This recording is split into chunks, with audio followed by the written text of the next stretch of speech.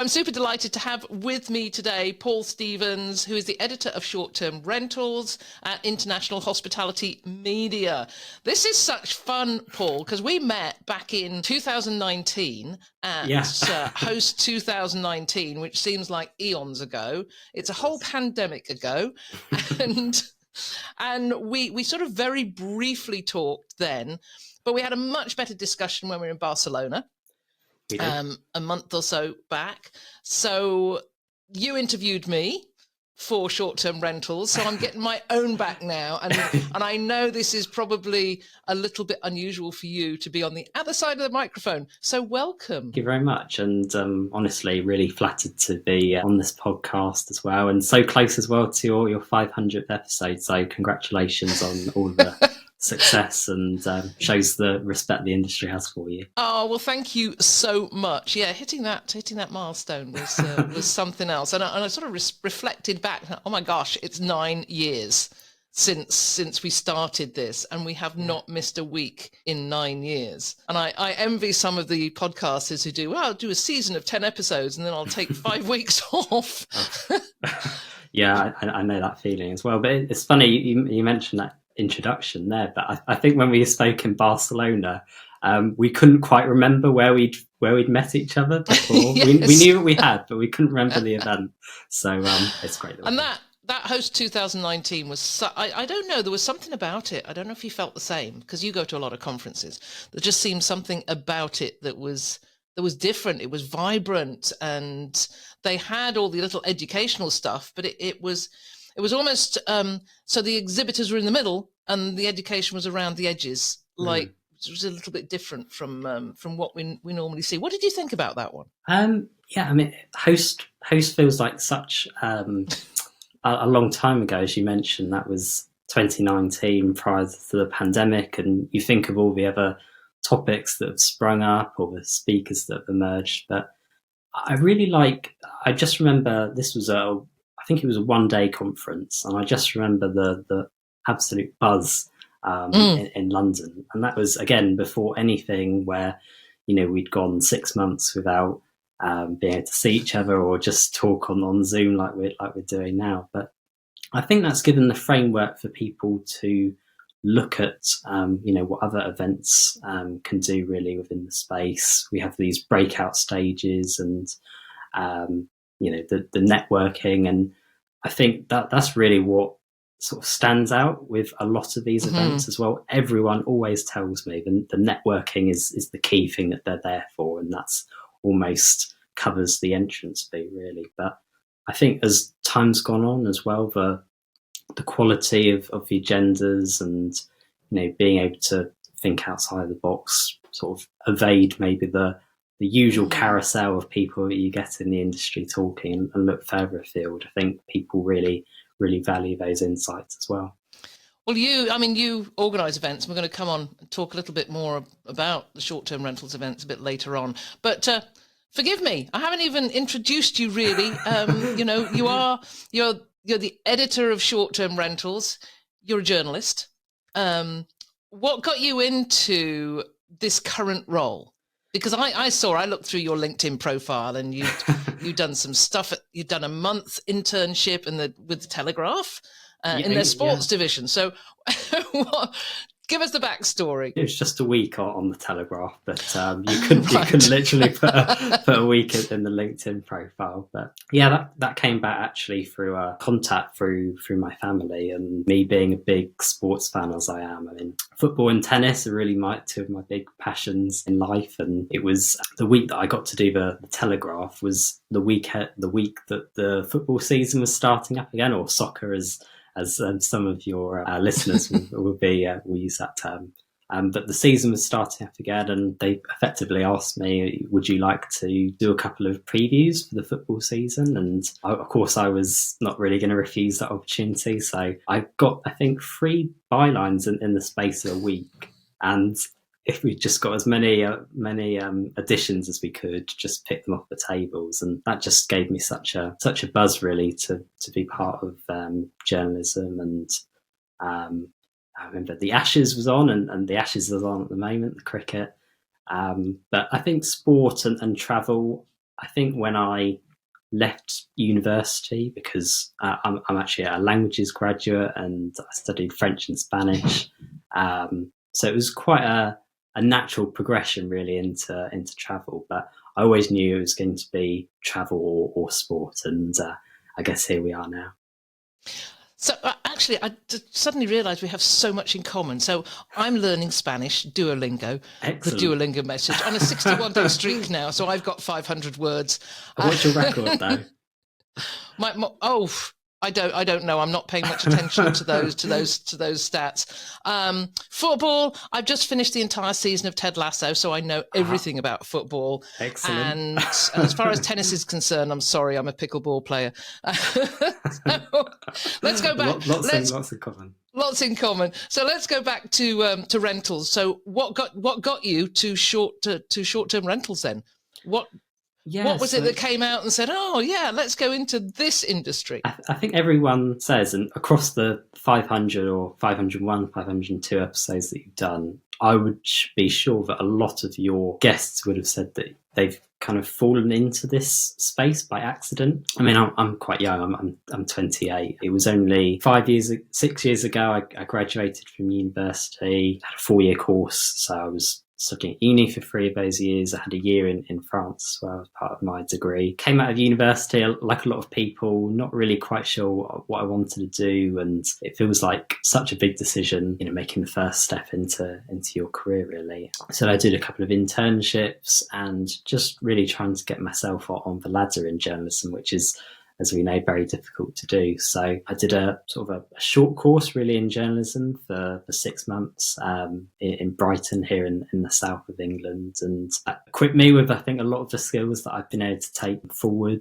Maybe not so much shorthand, but things like just how to structure stories and how to interview people and all sorts of different skills. And within a month of finishing the course, I was just looking around and trying to see opportunities that would be of interest. And I landed on here at International Hospitality Media. For those who don't know us, we've got these 4 B2B hospitality, travel and real estate segment websites. So we've got Short-Term Rentalz that everyone knows about with Z at the end.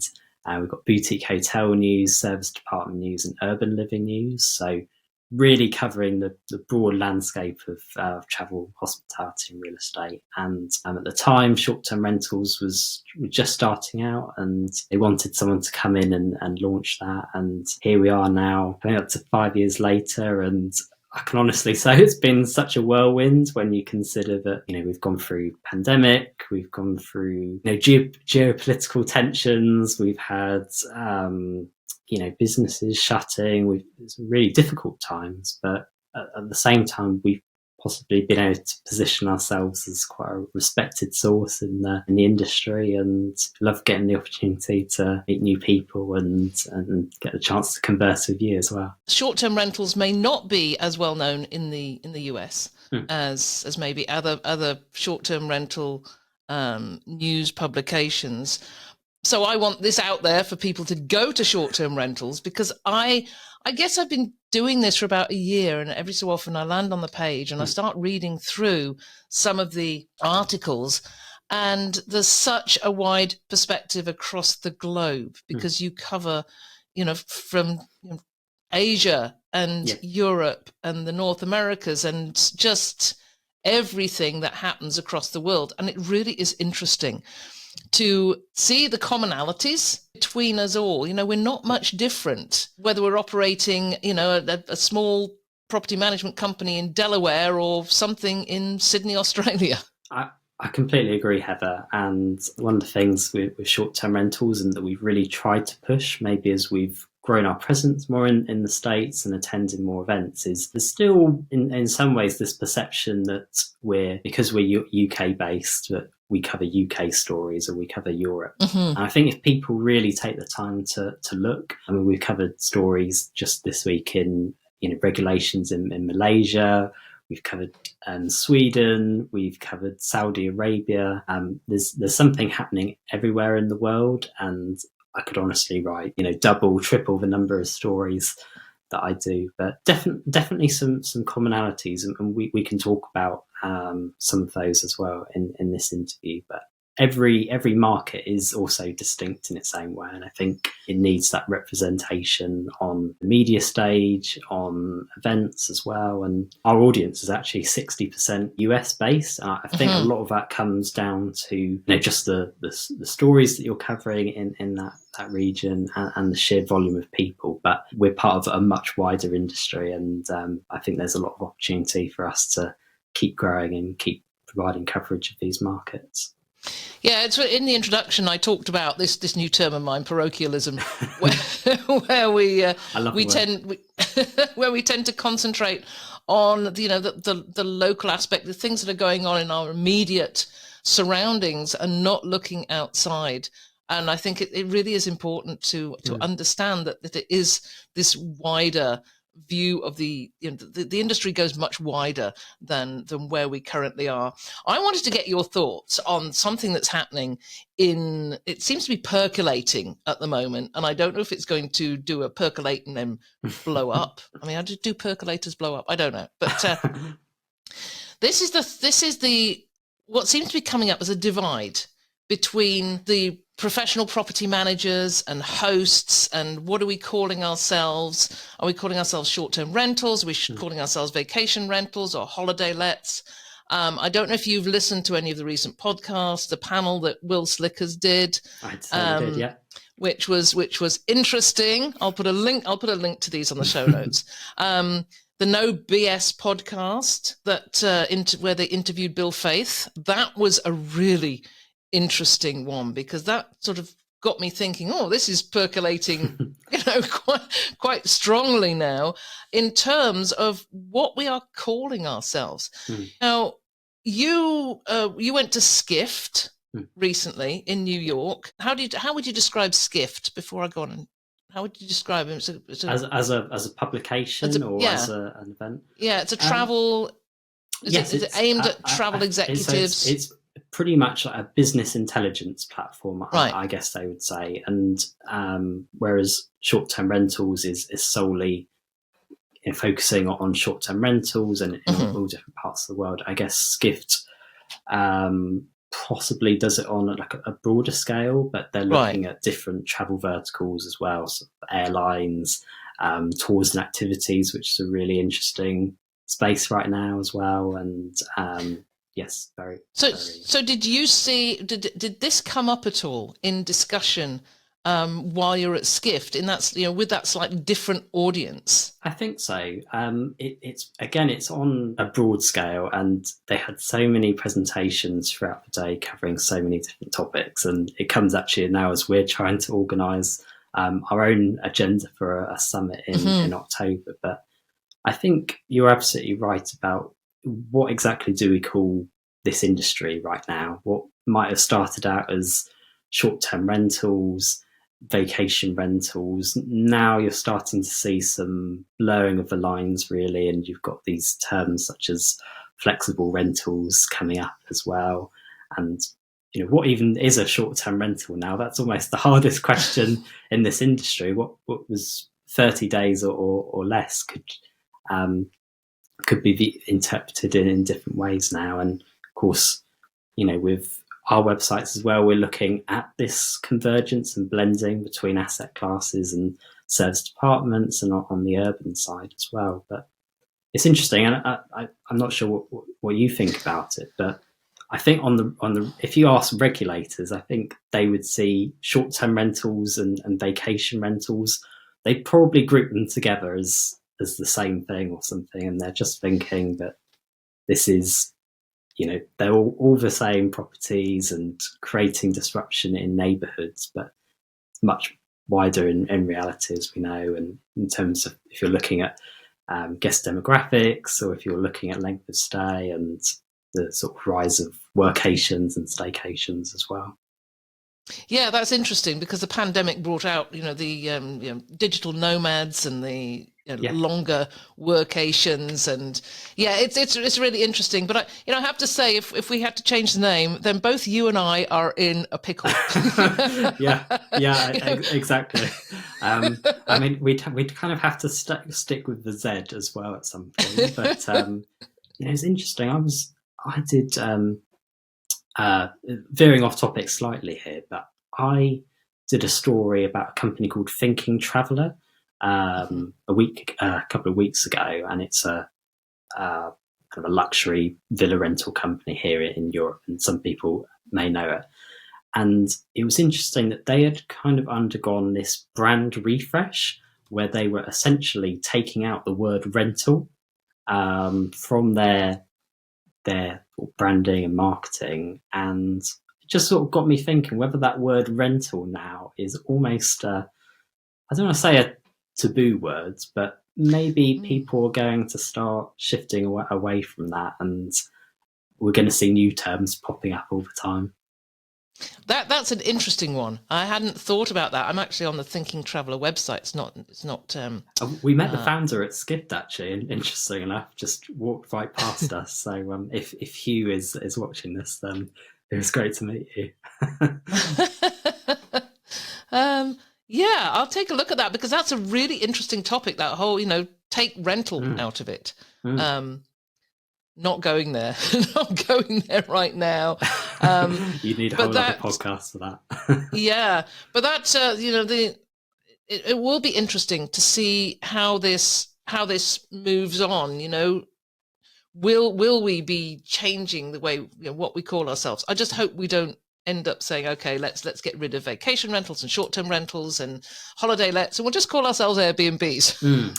Yes, and we know that there's this big move trying to stop this homogenization of calling short-term rentals Airbnbs, and I guess, and some people could feel completely different about this, but I guess that probably the crux of what the industry is getting at will always remain, but it's just going to evolve over time as it's probably done over the last 10, 20, even 3 years if we look at the pandemic.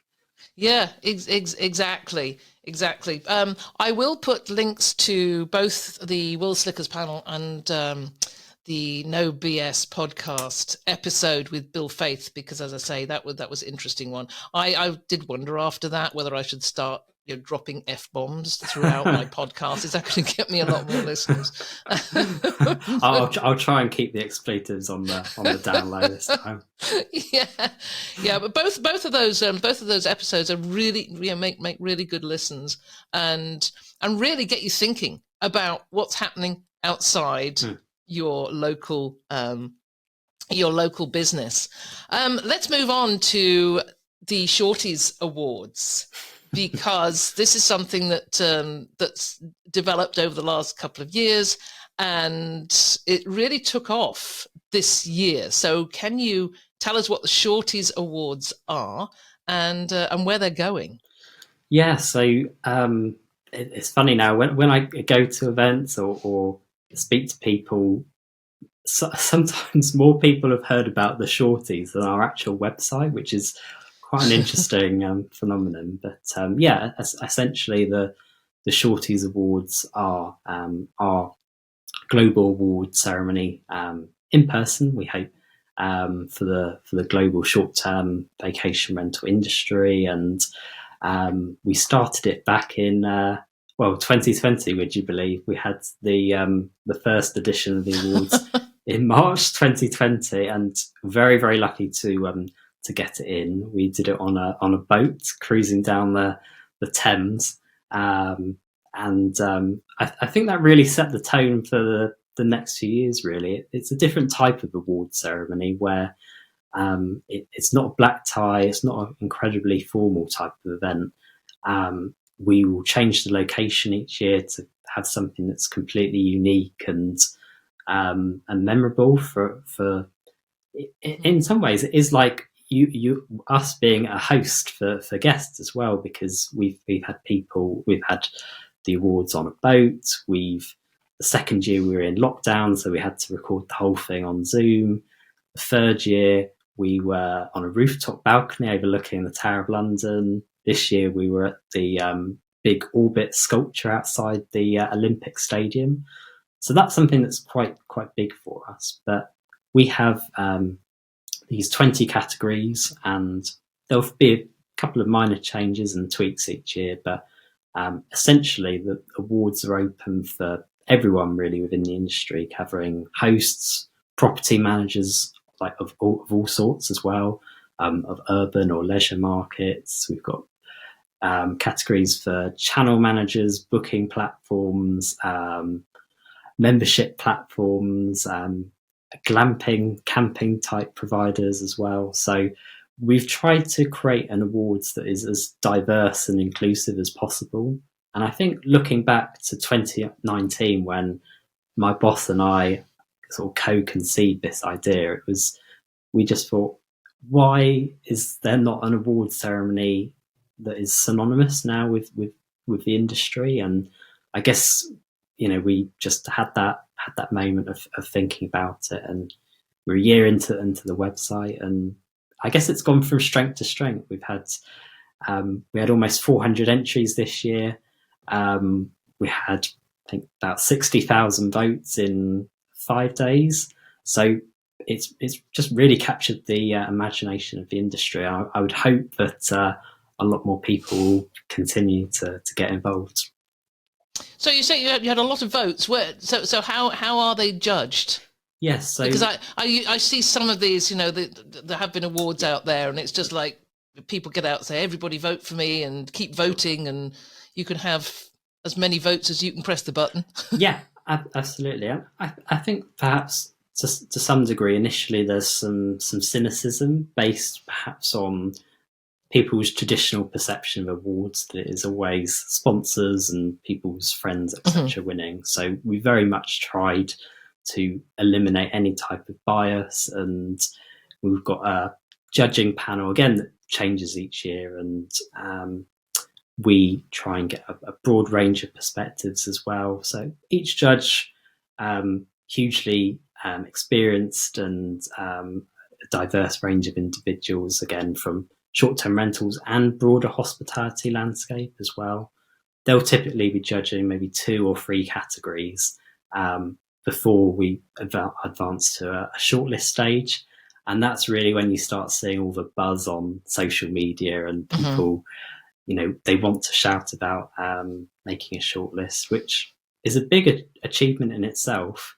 And then ultimately the winners would be decided by a 50-50 split between the judge scores and the public vote. Okay. And I think we've come across a kind of model that is fair and reflective of the companies and individuals that deserve to win. It could be, there could be so many deserving winners each year, but I hope people appreciate what we're trying to do, and each year we're learning and improving. But I think, and I hope we're onto something good there as well. So when is the next Shorties Award taking place? So I don't know if we have a full confirmation of dates yet. I would probably have to ask someone else that, but I think we're looking at April 2024 in London, which will be the 5th edition. And we timed this around another event in London called the Short Stay Summit. And again, Diane, Mike, Miralee, the STA, VRMA, and EHHA, all of these organisations coming together to create this. And so people can come from further afield. We've had people from Australia, New Zealand, as far as afield as those. We had lots of South Africans coming over to London this time as well. So it's a really, hugely creative mix of people and different industry leaders, and of course the networking, which is important as well. I think can we actually say on the podcast that I think we've got it confirmed that you're going to be a judge for 2024 as well. So this is probably the first time that we can announce that. But we're very happy thank to have you. you on. Oh, I'm delighted. I really am delighted. I'll look forward to it very much. And it's a good excuse to come to London. Absolutely. And April, the weather is good as well. If it's anything like it is today, then yes, it's a great time of year, and there's a lot of other events happening in Europe in the days and weeks after that. So if people do want to, I think I think that's an important point, because I wanted to come on to this. You go to a lot of conferences now. I don't know if Host 2019 was the first one you went to, but now you go to many. Well, the first one I went to, the first one I actually went to was a hotel event in Paris, but the first industry event I can remember, maybe Kigo World in 2019. So again, that feels like quite an age ago there. That's 4 years already. But yeah, we get to go to a couple more events now and enjoy it. Yeah. So what you go to all these events? We talked about Skift being a very different conferences. What stands them up, each one apart, do you think? I mean, we were at the Short Stay Week in Barcelona, which I absolutely loved. Absolutely. I mean, Damien and Gianpaolo did such an amazing job with with their team, just putting on something together, which was different conferences every day. It's like doing 5 conferences. I can envy their situation, but to be fair to them, fantastic job, and would highly recommend your audience to attend. And that, yes, yeah, absolutely. But that was very different from what you might experience at a VRMA conference. Very different from what you'd experience at the short-term rental wealth conference, which I haven't been to, but I certainly have heard about, which is more. I don't know how to describe it because I haven't been there, but it sounds different. So. Yeah. What stands each apart from the other? Do you have to go, do you think, with a different mindset for each one? It's funny because I remember in our interview at Short Stay Week, you called the event VRMA on steroids, which I absolutely love. We'll definitely use that quote again. But I think it is good that every event has its own representation and stands out and differentiates itself against the rest, because if everyone tried to copy each other with the location or with the types of sessions or formats, then that would be boring. I'm not sure everyone would then necessarily want to attend. I think ultimately there's probably some foundations that you need at every event. You need plenty of networking opportunities, and we're starting to see more bonding activities as well besides that. So in Barcelona there was a boat event the night before the final day I was there, and that was fantastic, and just getting people outside of those different settings really, so you don't have to always talk business. I think that's increasingly important, and people value being around each other and having high quality conversations as well. I'd say now something that helps industry events to really stand out as well, high quality, high caliber speakers, but also the opportunity to provide a platform to create, establish, forge new thought leaders really within the space. And I think if we talk about industry representation and having diversity on stage, I think the organisers, including myself, need to look beyond the figures that we see on a lot of these panels as well, and just look to have a good variety of people who are experienced and you can rely on their expertise, but also what does a new property manager or host or tech provider or also analyst, all sorts of people, what perspective can they bring? And this industry is so accepting that people will listen to newcomers and they'll want to learn from them. So hopefully that sums it up quite well. Yeah, I've the reason I called it VRMA on steroids was because it sort of separated out all the different types of host or property manager. So I know Verma have gone to talking about welcoming smaller managers, but I've spoken to smaller managers who said they went there and they just didn't feel that they didn't feel that welcome. whereas the short stay week was, you had the book direct show, where there were a lot of independent hosts, as well as small managers, and then scale rentals, which welcomed smaller managers one day and then the bigger managers the next way. And it's sort of, to me, it just blended. It was like a progression of, how we are going through the industry. And I think that was great for the people to see that at the start, to see, where they could go. And there was a great caliber of vendors. It wasn't overborne with vendors. The ones who were there were, highly respected vendors, and they just seemed to come with a different attitude as well. Maybe that was just me. Because you weren't at Las Vegas VRMA International, am I right? But you've been in other years as well. How have you seen that progress now over the years? I've been going to VRMA International Conference since around 2012, I think.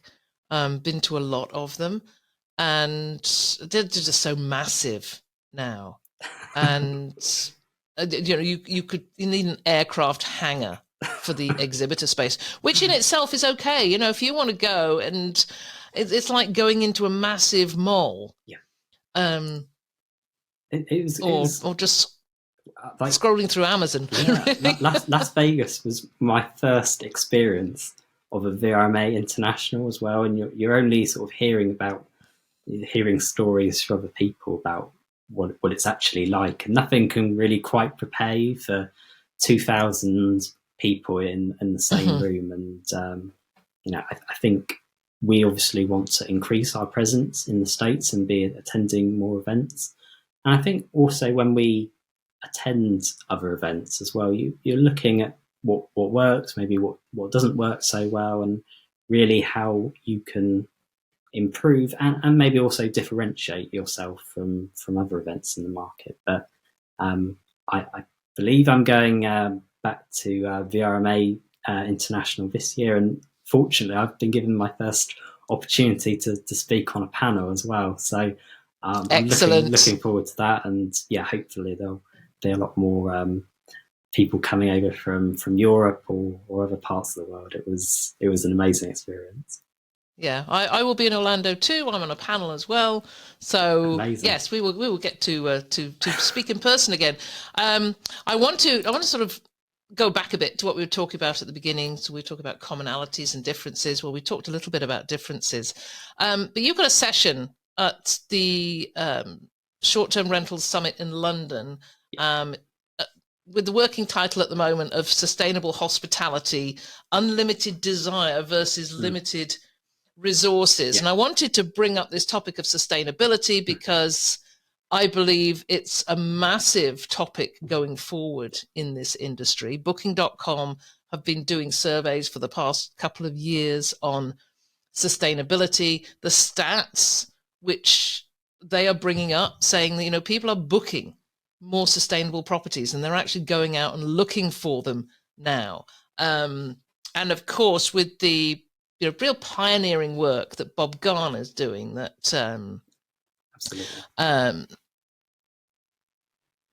Bob Garner and Deborah Larby and the other Vanessa de Souza Lage, of course, with Sustonica.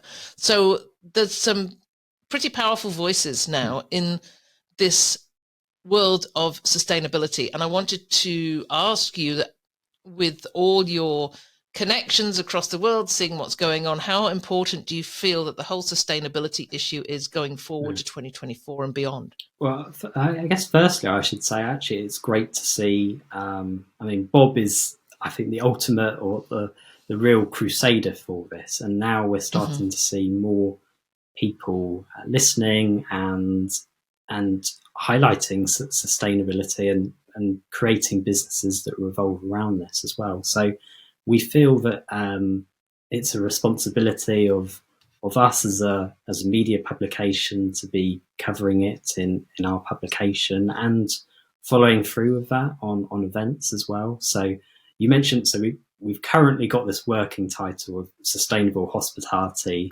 unlimited desire versus limited resources. And I guess intentionally we've tried to create quite an intriguing or eye-catching headline there, and there may still be some tweaks to that. But at the crux of it, really, what we want to show is that we want to necessarily perhaps cut some of the BS and really show that now is the time to take action, and putting sustainability really at the heart of our agenda and being a key topic. And we want to actually show businesses how they can take meaningful action, and for the companies that are going to be represented on stage, they'll have the opportunity to talk about how they're weighing up the cost and benefit, and really testing how far they are committed to working and promoting sustainability. Because, as we all know, there are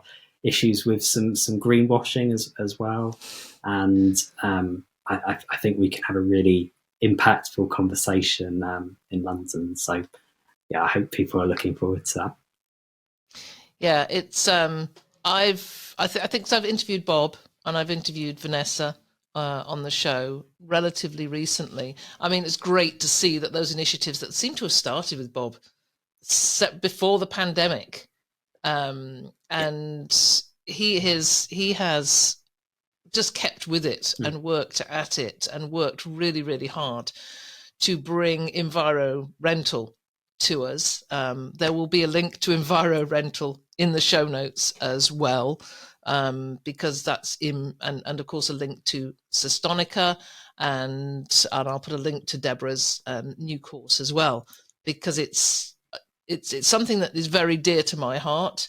And I live in an area where there's a lot of greenwashing going on. Okay. People talk about being sustainable and adopting sustainable practices, but there's a lot of talk and nowhere near enough actual action. So it will be interesting to see how this goes on going forward. Let's just before we finish, Paul, just talk about any more commonalities that you see between all these what appear to be different operations throughout the world. Regulations, I guess, is one of them. We're all impacted by regulations. How is that showing up in different areas? I mean, you mentioned Malaysia earlier on. Regulations is one of the most pressing issues in the whole industry right now, and I guess all of your listeners will probably be experiencing some sort of regulations or hearing through the grapevine about things happening close to them. So, I mean, in Malaysia, just to quote one example, they're talking about nationwide regulations potentially being brought in as early as next March. In the UK, for example, as well, Scotland, Ireland, Wales, England, there's so many conversations about licensing schemes. And I know Fiona Campbell and the team with Association of Scotland's self-caterers are doing a great job in actually getting media coverage out for this and being a real voice for the industry. In the European Union, we're talking about blanket rules across the whole block, which, again, I think I'm not really quite sure how all of these different legislations would necessarily be brought in. And actually, as we were talking about at Skiff just a few weeks ago, because I happen to be co-moderating a panel on regulations, and it's really looking now at how we're going to establish these strategic regulatory frameworks as well, and really communicating with regulators and authorities. And it could just be something as simple as actually showing the value that short-term rentals bring to the economy. And it might have to be a sort of slight change of tact or different way of getting that message out there. But we've definitely got to keep the communication going. I think we've got to perhaps look at how we change wider public perception as well about this industry, and emphasize perhaps how we benefit communities and neighborhoods rather than just this myth, maybe we could say, that it's all take and it's all disruption. It's a valuable market and vertical in travel and hospitality that deserves respect as well. And if a pandemic is anything to go by, then the growth that we're seeing will only continue. And travel, I would say as well, is one of those things that it's one of those luxuries that people are not going to compromise or give up. People want to travel. There's always going to be opportunities out there, and it's for us to take advantage of that demand now. That is a great note to wrap up on. I think I think everybody that's involved in this industry needs to be involved, not just involved in their parochial level. Parochial, coming back to the start there. I love that word. Yes. And, yeah, but to see what's happening outside of your own space, and what you're doing has an impact on other places, and what's happening outside has an impact on you. Paul, it's been absolutely great to chat again. I will look forward to seeing you in Orlando and in UK next April. Yes, thank you. Well, thank you again, Heather, for inviting me. It's been a real pleasure and honour to be on the podcast, and here's to another 500 episodes as well. I'm working on it. Thank you so much. Thank you.